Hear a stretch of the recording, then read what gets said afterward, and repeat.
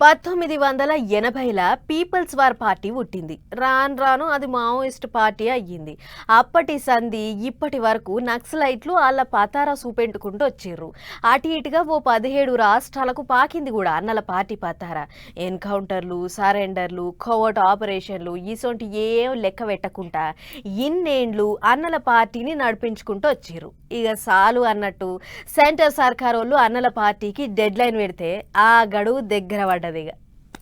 Right, centre వాళ్ళు పెట్టిన dead line ఒడిచింది. దేనికి అనుకుంటున్నారు? అన్నలు లేని భారతదేశాన్ని చూడాలనేది. మార్చి 31 వరకు అన్నలన్న మాట వినపడకుండా చేస్తాం, అడంక అన్నలు అనేటోళ్ళే ఉండరు దేశంలోనని సెంట్రల్ పోలీస్ మంత్రి అమిత్ షా సార్ చాలా మాటలు చెప్పినుండే కదా. ఆగో అట్ట మంగళవారంతో సార్ పెట్టిన గడువు ఒడుస్తుందన్నట్టు. సార్ చెప్పినట్టే ఇప్పటికే బొచ్చడు మంది ఎన్కౌంటర్ అయ్యారు, చాలా మంది దానిక లొంగిపోయారు. ఆపరేషన్ కాగాలతో అడవులన్నీ ఖాళీ అవుతుంటే ఇక గవర్నమెంట్ తోని మేము కొట్లాడలేమని దళాన్ని నడిపించేటోళ్ళు పెద్ద పెద్దోళ్ళంతా తుపాకులు పోలీసు వాళ్ళకి లొంగిపోయింది గవర్నమెంట్ ముంగట.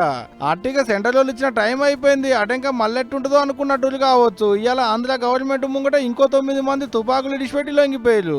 అందులో party zonal committee Pebba Chelluri Narayanarao కూడా ఉండు. 35 ఏండ్లు అయిందట ఆయన దళంలోకి పోయి. ఇన్నేండ్లకు ఆయన ఎంబడి ఉండేటి దళాన్ని వేసుకుని ఆంధ్ర పోలీసు వాళ్ళ ముంగటికి వచ్చిండు అన్నట్టు.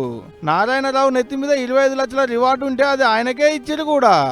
ఇక ఇప్పుడు ఇళ్లతోని మావోయిస్టు పార్టీ అంతా నామరూపాలు లేకుండా పోయిందనేది సెంట్రల్ పోలీస్ మంత్రి అమిత్ షా సార్ అంటున్న మాట. बस्तर से नक्सलवाद लगभग समाप्त हो चुका।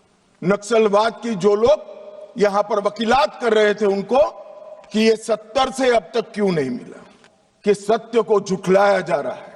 ये बस्तर वाले इसलिए छूट गए थे कि वहां लाल आतंक का परछाया था, इसलिए वहां विकास नहीं पहुंचा। అది ఇన్నరా దేశంలో అన్నలన్న మాట వినపడదాట, నక్సలైట్లే లేదట.